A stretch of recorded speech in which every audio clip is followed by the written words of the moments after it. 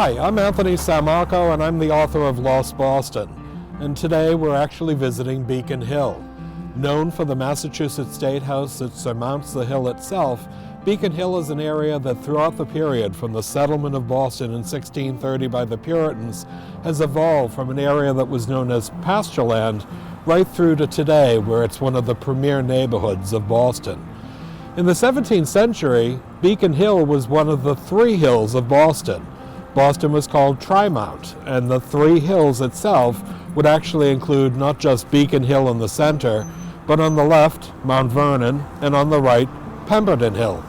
These three hills themselves would actually see the name Trimount corrupted into Tremont, and Tremont Street itself is one of the major thoroughfares in downtown Boston.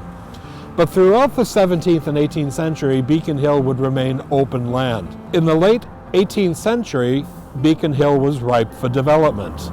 And in the very early part of the 19th century, the Mount Vernon proprietors, a group of 7 men and 1 woman, would actually develop the hill thanks to Charles Bulfinch.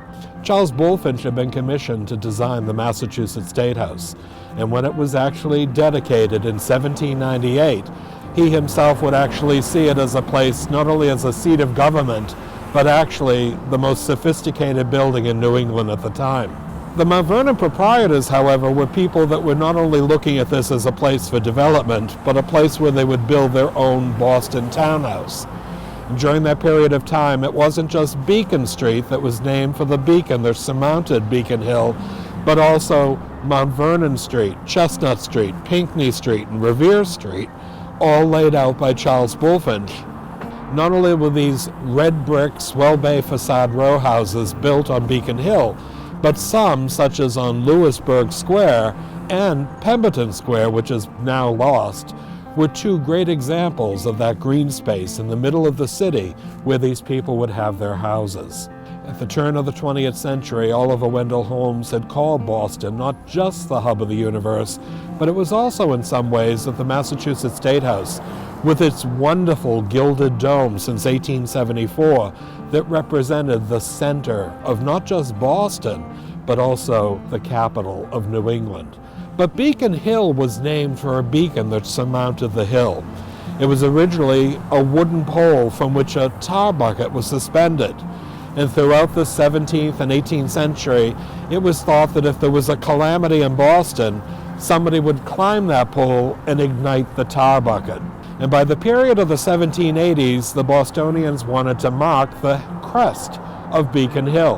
In 1790, Charles Bulfinch erected a magnificent door column of which there was a gilded eagle that surmounted the top. Well, within a short period of time, Beacon Hill was cut down and carted to the base of what is today Charles Street. And in that instance, the monument was actually dismantled. There's a new one that's actually directly behind the Massachusetts State House.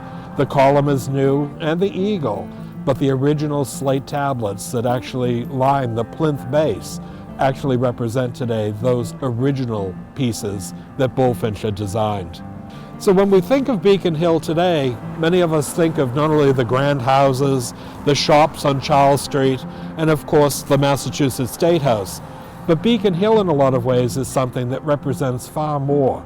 It's an early settlement that was developed as a wonderful neighborhood, the epitome of sophistication. But today it represents in some ways a place that's not only evocative of Boston's architecture, but a place that's actually lovely.